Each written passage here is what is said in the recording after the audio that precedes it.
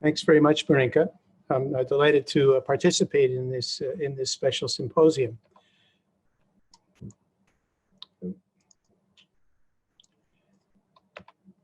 So my disclosures are listed here.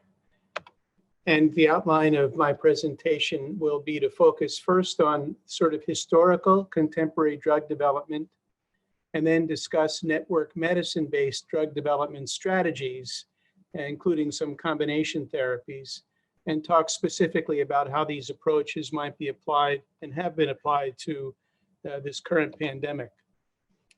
So if you look at the number of FDA-approved drugs over the past 25 years or so, you'll notice that there is a limited number of drugs that have, of new medical entities, NMEs, that have been approved annually. And although there's been a little trend upward in the last 3 years, that number has been limited, certainly compared to what it was 30 years ago. And if you ask people in the pharmaceutical industry why there is such limitation to productivity, they'll give you the following reasons. The regulatory environment is tough. There's an increasing need to explore new targets. The easy targets have been exhausted, and the attrition rate for developing drugs is ever increasing. But I think another major reason is that there's an intrinsically flawed reductionism that's used as the basis for identifying the single magic bullet that will treat any specific disease. And we have this gentleman to thank for that working algorithm. This is Ehrlich, who defined this notion of the magic bullet: one drug, one receptor, one disease, in the early part of the last century. He was a dye chemist, and he was interested in tissue selectivity of certain dyes and reasoned that there were receptors without any physical evidence for that concept at the time. These receptors really grew into what we currently view as functional receptors for small ligands. He was, in fact, the first chemical biologist, and in fact, performed the first really low throughput drug screen through which he identified an arsenical, the salvarsan 606, that was used to treat syphilis. Now, this strategy for drug development, target identification, drug development, high throughput screening, has of course blossomed over the last 100 years or so, and has been rather successful. But as we saw, the productivity is waning for all of the reasons that I noted. And here's an example of how unsuccessful, if you will, the glass here is half empty, not half full, how unsuccessful conventional drug development can be viewed as.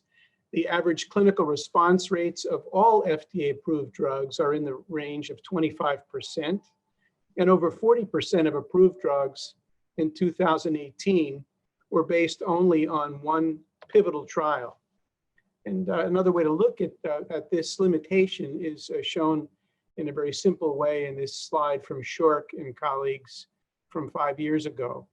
At that point in time, for every individual, these top grossing drugs in the US, for every individual they helped, they failed to help between 3 and 24 individuals. And that's a pretty striking visual image of the lack of impact of even the most powerful drugs that we're used to thinking about, like Remicade and Crestor. So hold that thought, and let me show you another interesting bit of bioinformatic evidence of which you may not be aware.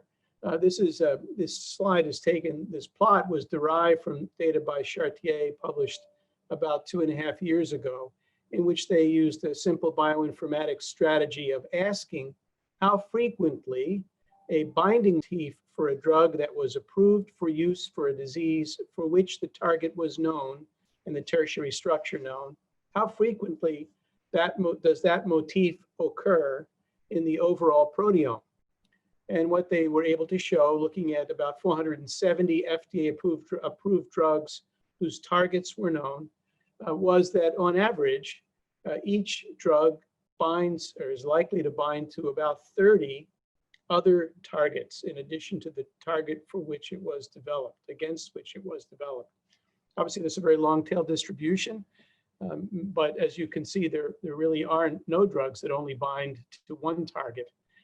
there's a promiscuity to conventional pharma that we tend to ignore because it would make drug development impossible. We ignore it at our peril, of course, because many of the adverse effects of drugs are a consequence of these unintended, if you will, or unrecognized interactions with other targets. Equally important, many of the potential uses for drugs repurposed can be are implicit in this population distribution, that there are many other targets that a drug might be useful for if those targets actually play a role in a disease pathobiology. So we come at this notion of trying to think in a more integrative way about drug targets and drug repurposing specifically through our work in network medicine. And this is work that we've been actively involved in for now over 15 years. Much of it performed with Laszlo Barabasi, whom you heard from last night. And our work here really begins with the template of the comprehensive protein-protein interaction network, which was first established by Mark Vidal in the early part of this century. And if you look at all of the ascertainable protein interactions, these are physical protein-protein binding interactions, you can create a network of these binding interactions as shown here. The fuzz ball in the background is the interactome that we had available at the time that we published this paper. It had over 13,000 nodes or proteins and over 140,000 edges for definable physical interactions between proteins. And the hypothesis in this paper was that if you take the proteins that have been shown to be associated with a specific disease, those proteins should cluster in subnetworks or disease modules within the interactome. And of the 299 proteins diseases we examined in this way in this paper in 2015, we found that about 85% of them did in fact have identifiable subnetworks or disease modules that were specific to each. Some overlapped, as was the case for rheumatoid arthritis and multiple sclerosis, shown schematically here, and that should come as no surprise for these diseases given their autoimmune underpinnings. So how do we create these disease modules? Here I show an example from Rusheng Wang's work in our group. You identified the disease phenotype of interest. In this particular case, it was cerebrovascular disease. You ascertained the disease network components or seed proteins. These are shown in blue on the slide. You map the seed proteins to the interactome template, as a result of which there are connector proteins shown in gray, which link one to another. And as a result, you can determine statistically whether or not these disease proteins do form a protomodule or a module within this interactome that's discrete and unique as compared to a random number of random set of similarly sized protein numbers. Now, what do we do with that disease module from the perspective of drug discovery? Well, on the left, you can see schematically again a disease module in the interactome, within which there's a pathway shown in red, within which there's a drug target shown in blue. And typically that drug target is studied first in isolation. Once it's identified, it's crystallized if possible. The drug target interactions are analyzed biophysically. And in some functional screen in vitro, the consequences of associating the drug with a target on the target's function is quantitated. Now, typically, one doesn't look at extensively at other aspects of this networked environment because they're not necessarily known. But clearly, there are many other proteins that associate with an average drug target. From the slide I showed you 3 slides ago, the rough ratio is about 10 proteins associated with each protein in the interactome. Really a good explanation for the size of proteins, not for the need for the structural requirements of an active site or ligand binding site. but the need for multiple sites for association and physical interaction. And it is through these other associated proteins that one can begin to appreciate the complexity of the networked microenvironment of a drug target. Now, on the right, I show you another strategy that one can use that's network-based that we've applied to, and others, to drug repurposing. And in this case, what we ask is the following question. If you have a disease module within which or near which there are targets, protein targets for drugs that are used to treat other diseases, not the disease that's described by the proteins in this module, can that drug be repurposed for the treatment of this disease? That's the question. And in work performed with Fei-Sheng Chang and Rusheng Wang, what the answer to that question is yes. And here I'll give you an example from a paper we published a couple of years ago. In this case, we looked at, you can't see the details here, looked at the coronary artery disease module, and we explored proteins that were targets for a variety of drugs used to treat other diseases, not coronary artery disease. And we identified, for simplicity in this presentation, we'll focus on two of these, identified two drugs whose targets were within the coronary artery disease module, carbamazepine and hydroxychloroquine. These drugs are used to treat other diseases, carbamazepine to treat epilepsy and hydroxychloroquine to treat rheumatoid arthritis and lupus. We picked complementary drugs, comparator drugs, whose targets were not near or within the coronary artery disease module, but which were also used to treat these same diseases for comparison. So that was levetiracetam and leflunomide, respectively. And we turned to our colleagues, Sebastian Schneeweiss and Rishi Desai, who had two large administrative databases to which they had access, the Truven and Optum databases, over 200 million individuals. Within these databases, we could ask the following questions. When were these drugs started? And over the subsequent 6 to 8 months, what was the frequency of new coronary artery disease events? And then thirdly, was that frequency different between the two comparators? And while you can't see all the details in this slide, suffice it to say that from this analysis, we found that carbamazepine actually increased the risk significantly of coronary artery disease, whereas hydroxychloroquine reduced it, again, compared to their comparator controlled drugs used to treat the same diseases. And given the size of this population database, this administrative database, there are large numbers of individuals who newly received each of these drugs who could be followed for that period of time. Then we returned to the experimental lab, and Diane Handy asked the question in the case of hydroxychloroquine, HCQ, can we, using the networked relationships among its targets, explain its potential benefits in protecting against coronary artery disease? And two of its targets, not the only two, are TLR7 and 9.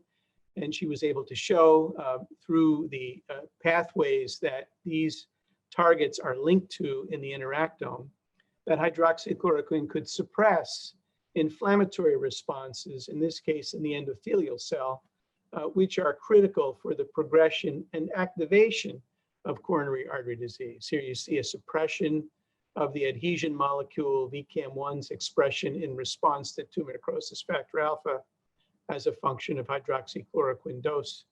And similarly for interleukin-1 beta release, complementarily, there's an increase in the atheroprotective protein nitric oxide synthase 3 in the presence of hydroxychloroquine in cells that were exposed to TNF. So these data suggest at least one mechanism by which the benefit of hydroxychloroquine can be appreciated. More recently, Jun-Sup Song and Jane Leopold asked a similar question regarding repurposing drugs. In this case, they were interested in the mechanisms that underlie calcification of blood vessels and of heart tissue with progressive chronic disease like uncontrolled hypertension or atherosclerosis.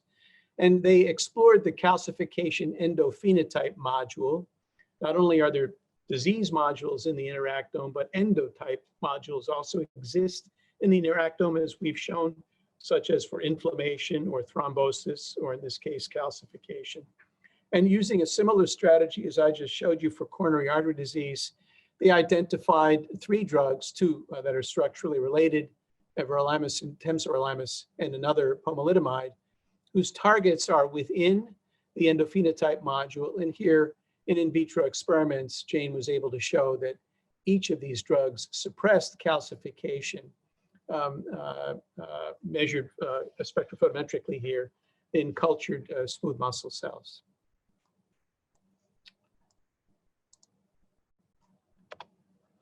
Now, one other point to make before I get to COVID-19 for the remainder of the time is that, given this at least bioinformatic notion, and Drug Bank also provides evidence for this point, that most drugs are not pure, that they interact with many targets.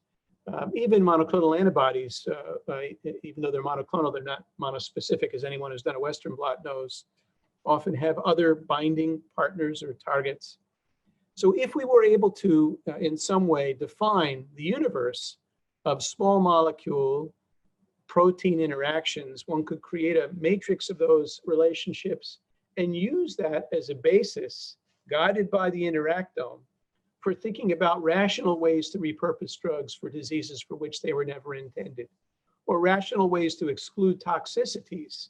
For example, if a drug came nowhere near pathways that regulate QT prolongation, if its target came nowhere near pathways that regulate QT prolongation, there'd be no reason to screen for QT prolongation, which is, of course, an expensive proposition in drug development. So here you can see the basis for work that we're collaborating with the Lawrence Livermore Lab to sort out. This is work with Felice Lightstone, who heads their structural biology group. And we're using their Sierra system, which is I think the second fastest high performance computing system in the US. It's about 0.2 exaflops. And we have 28,000 models of about 14,000 human proteins whose tertiary structures are known or can be imputed. And we have about a 2 million compound library from open access sites. And we're mapping one against the other to create this interaction matrix using docking as well as other more dynamic measures of drug target interactions. Those folks who've worked in industry know how long it takes to do such an analysis for a single target in a 2 million compound library, even using rapid cloud-based systems that are available to big pharma companies. But this work's been ongoing for 2 years, and we should be finished the analysis sometime by the middle of next year, and we'll make all of these data openly available. So in the last 12 minutes or so, let me just talk about using these principles to repurpose drugs for SARS-CoV-2. So the question here is, can one take the human proteins to which the SARS-CoV-2 proteins have been shown to bind?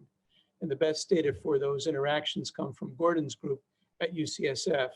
Can we take those proteins, of which there were 332 that he identified, and map them to the interactome? And if so, do they comprise a disease module? And the answer is yes to both of those questions. We can map them to the interactome.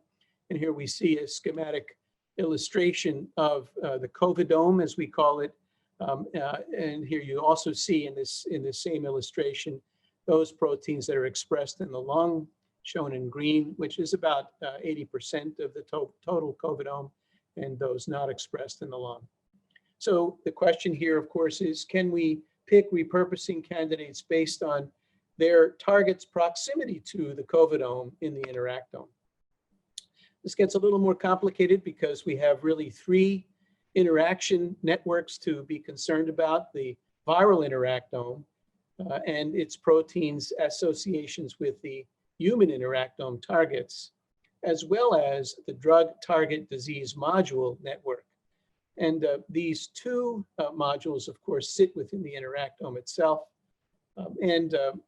We used this strategy to answer the question of the feasibility of repurposing approved drugs for COVID-19. And let me just make the obvious point that I suspect everybody on the Zoom will know, that one of the advantages to repurposing drugs in the face of a rapidly evolving pandemic is that one doesn't need to worry as much about safety, since these drugs have all been given to people for other diseases, as well as in some cases to healthy people. So one knows what the risks are of using the drug, and therefore efficacy, so long as the efficacy is demonstrated in the same drug dosage regimes that have been given to people. That efficacy, once demonstrated in vitro, would allow one to bypass the preclinical experiments in animals. There are some provisos to that point, which I'll get to at the end. Now, in work with Barabasi's group, Marinka was also involved in this work, which is currently under review. We performed the following kind of approach to analyze the possibility of repurposing drugs. We tried to develop an algorithm for the choice of drugs from the existing portfolio of approved drugs. And that algorithm was based on 3 network analytical strategies: a proximity strategy, a diffusion strategy, and a network AI-based strategy. And interestingly, all 3 of these, there were different pipelines based on some of the variables that were somewhat different across each pipeline in the analysis. But let's put that aside for the moment and make note of the fact that these 3 predictive methodologies appear to provide complementary information. The Kendall-Tau rank correlations provided by each pipeline are illustrated here, and they're each, as you can see in the block matrices, distinct from one another. A rank aggregation algorithm approach, the C-rank algorithm, was applied here to incorporate the information provided by all 3 strategies and all of their pipelines. And as you can see, the AUC was highest for that combination. Again, pointing out that the complementarity of the information here was harnessed in this combined ranking algorithm for what I'll show you is an optimal predictive approach. So what we did here was take 4,500 or so FDA-approved drugs, 7,500 or so FDA-approved drugs, and run them through this ranking algorithm. We came up with a rank order list, the top 10% of which was reviewed and curated by me as one of the clinician members of the team. And we then came up with a shorter list that was tested in an in vitro high throughput screen with Rob Davey at the National Emerging Infectious Diseases Laboratory. And you can see what some of the interesting hits were in this list. Notice that in green, the density of the color green, the deepness of the color green is a reflection of the number of ongoing clinical trials that were in clinicaltrials.gov at the time that we put this list together for these compounds. So they include chloroquine and hydroxychloroquine, but also other antivirals like ritonavir and lopinavir. There are a host of additional agents which hadn't been or would not have been conceived as useful antivirals, but turned out to be effective in the high throughput screens, like azelastine, which is a histamine receptor blocker, digoxin, which is used for heart rhythm control and heart failure, orinophine, which is a gold-derived compound, a glucopyranoside that is used to treat, had been used to treat rheumatoid arthritis in the past, and lipid-lowering agents, HMG chlororeductase inhibitors, specifically fluvastatin. So it's important to note that our success rate in predicting the outcome of the high throughput screen was quite high, about 30% for the first screen, which involved monkey cells, Vero9s, Vero6 cells. This compares with a hit rate that's usually less than 1% for random screenings in the non-human primate cell screen. Rob then took it to the human cell screen, which these are immortalized cells, HUH7 cells, epithelial cells, where the success rate was about 35%. And the lead candidates are listed here and highlighted in red, which we're now discussing with the clinical trialists about considering for therapeutic testing, clinical trials in patients with SARS-CoV-2. here you can see some of the dose responses, but more important on the right, I show you where the targets sit for these compounds. We contrasted weak but active agents from strong and active agents based on the nature of their dose response. And here you can see the strong targets are shown in purple, the weak targets in orange, and some are strong and weak because they're targets common to more than one drug. So just some caveats here. We can't tell from the computationally selected drugs whether the drugs will suppress the infection or worsen it, and that's why in vitro testing is essential. The second caveat is that the list doesn't provide information on other drug targets which may lead to adverse effects, as was witnessed with hydroxychloroquine when it was prematurely given to patients.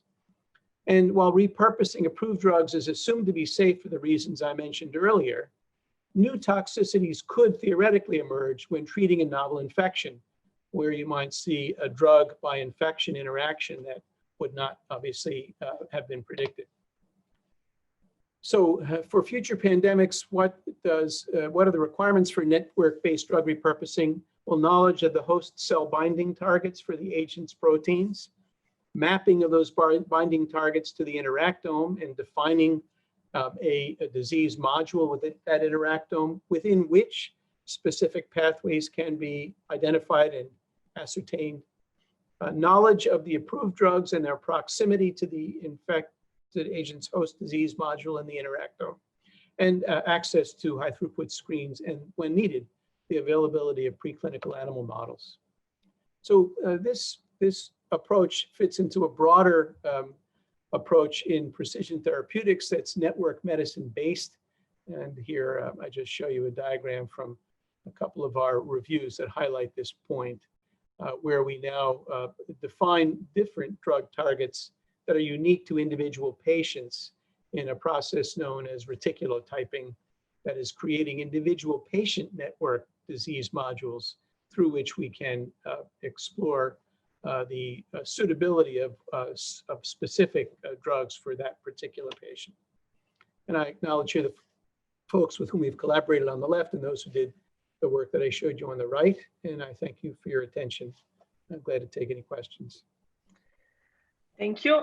Thank you so much for this brilliant talk. There are several questions, so let's start. Is the next step to explore combination therapies? Yes. Yeah. Oh, sorry. Yeah, I know I misled you because I had combination therapies as point 3 in my introductory agenda, but I didn't have time to include those slides. But the answer is yes. We have a strategy for looking at combination therapies in the high throughput screen. And we have a strategy for looking at combination therapies analytically as well, in work that was begun in Laszlo's lab by Fei-Sheng Cheng as well. Another question, what are other steps that need to be taken towards a more rational drug design? You showed biological networks. What about phenotypic information in humans or organ networks? How would we integrate that in your network approach? Yeah. I think the issue, certainly one can take that approach, and that approach is being taken. Organs on a chip, one example, where you can relatively rapidly screen, but not in large numbers, a variety of agents for some functional phenotype. The problem is that those are blind screens really with respect to targets, and that's okay. I mean, drugs were originally identified on the basis of those kinds of blind screens and phenotype screens are about twice as likely to yield a positive outcome in drug development, not for repurposing, but in conventional drug development than target-based screening is. And the reason for that, of course, is that target-based screening, by and large, focuses on the target effectively in isolation for the reason I mentioned. So long-winded answer to the question, but the answer is yes, you can use such approaches. If it's phenotype based, you really have to be very rigorous and nuanced in gathering as much information as possible. But again, you do so in the absence of knowledge of a target, protein target. Thank you. Another question. The 332 proteins from Gordon et al. Study were obtained from an in vitro assay, which means that there might be proteins identified who are never at the same cellular location. to interact. What is your comment on this, in the importance of information about location of the proteins in the cell? Yeah. Well, it's the questioner brings up an issue that really reflects a shortcoming of a lot of the network analyses that have been performed to date. And that is, you really need to look at differential tissue expression, ideally differential cell expression of each of the targets in a disease module. In fact, we published a paper a few years ago led by Maxime Kitsak, in which the question was asked, why are diseases specific to certain organs when a mutated gene or protein can exist in organs in which there's no evidence of disease? And the answer was that one sees disease phenotypes only when that mutated gene in these genetically determined diseases is expressed in the context of the full network within which it operates. So yes, knowing tissue-specific expression, so using transcriptomic or proteomic information, and then mapping those differentially expressed genes or proteins to the disease module gives you the most thoughtful and thorough and rational information about disease manifestations. Fantastic. Several attendees are wondering whether it's possible to do interactome-based analysis that would take into account drug concentrations or dynamic information about protein interactions. Yeah, those are tough questions. So dynamic, I'll answer it by telling you what we don't know. So, in the high throughput screen, we pick a range of drug concentrations that are feasible. These are drug concentrations of known drugs that have been used before in patients, shown to be safe and have the effects that they were intended to have. But I can tell you from work Vlad Elgart's been doing in our group that, and he's been looking at single drugs and combinations, that if you take even a monolayer of cells and can monitor, and he sets this up by barcoding drug delivery systems, monitor drug delivery and drug concentration in individual cells, there's extraordinary heterogeneity. In organized tissue, it's even worse. So, in some respects, when I first saw these data, I thought to myself, oh my God, how does any drug work? You could explain the failure of a drug's working for treating a malignancy or even treating an infection by this extraordinary heterogeneity of access.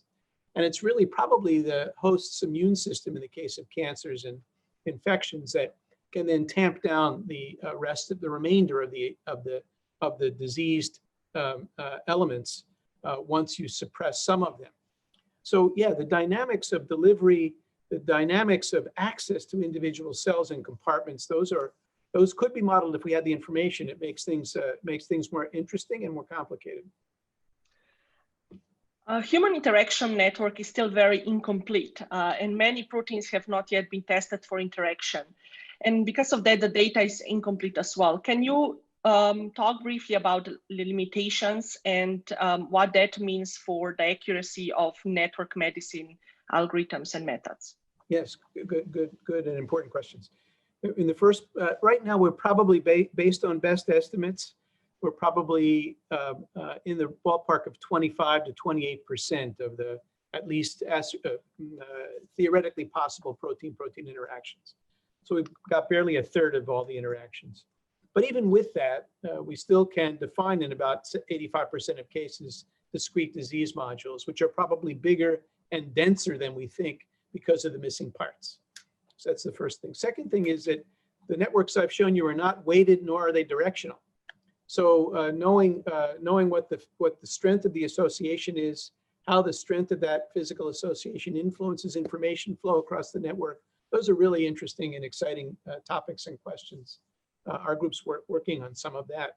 As you can imagine, the challenge there is getting real world information for true intracellular concentrations of each of the proteins and their binding constants, which is not an easy matter. It's achievable, but it's not easy. So yes. Of course. There's another interesting question. Your drug repositioning methods are highly dependent on current knowledge of drug targets. Yes. So, and of course, that might be challenging because of research bias, investigational biases that we see in the current medical knowledge. And so our predictions might be biased as well. What are your comments on that? Yeah, no, absolutely. That's in fact the reason we're doing the Livermore project. So when we have that Livermore, at least not for experimental drugs, or not for proprietary drugs, but for at least open access compounds, we'll have what I hope will be a reasonably comprehensive and unbiased matrix of association. So we at least will be closer to the ideal than we are now. Okay, great. Thank you so much, Joe, for joining us today. We really appreciate your coming here, and many attendees are very appreciative of your mentorship and sharing of the data sources and tools over the years. So I want to emphasize that.